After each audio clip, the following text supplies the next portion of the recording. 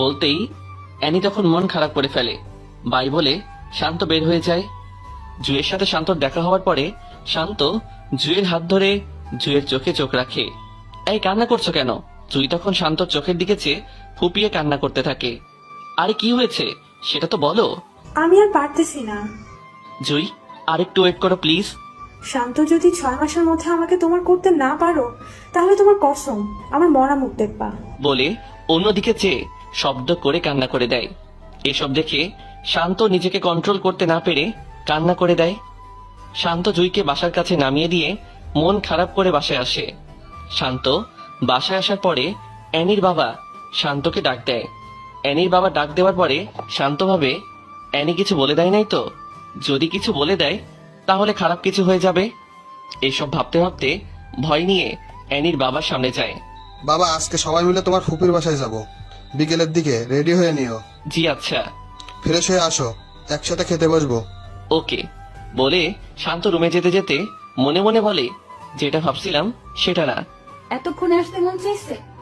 নিজের পছন্দের মানুষের কাছে কার না থাকতে ভালো লাগে? ও, তার মানে এতক্ষণ জুয়ের সাথে ছিলে। হ্যাঁ বলে শান্ত সবকিছু নিয়ে ওয়াশরুমে ঢুকে।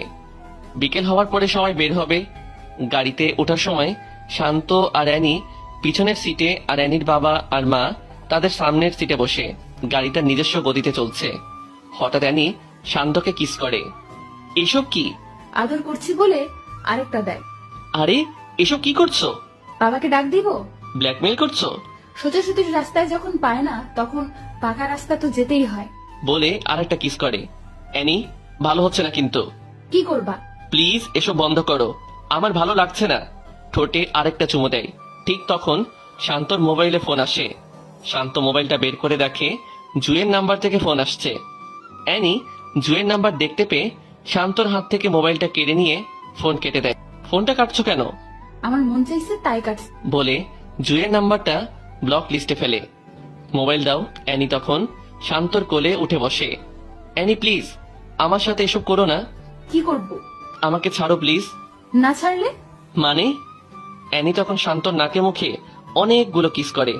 শান্তর বুকে মাথা রাখে। শান্ত আর থাকতে না পেরে অ্যানিকে ঝাড়ি দিয়ে ফেলে দেয়। এখন কিন্তু বাবাকে ডাক দিব। তোর বাবাকে ডাক দে। সত্যি সত্যি কিন্তু ডাক দিব। এই ভয়টা কাজে লাগিয়ে তুই এতক্ষণ আমার সাথে এসব করছিস। তুই তো কারি করতেছো কেন? মন চাইছে তাই করতেছি। বেশি ভালো হবে না। বেশি খারাপ কি হবে? অ্যানি তখন অবাক চোখে তাকিয়ে থাকে যে কিভাবে শান্ত এত পরিবর্তন হলো। আগে কত মানুষের সামনে থাপ্পড় মারছি, তখন মুখ ফুটে কিছু বলে নাই, আর এখন কথায় কথায় উত্তর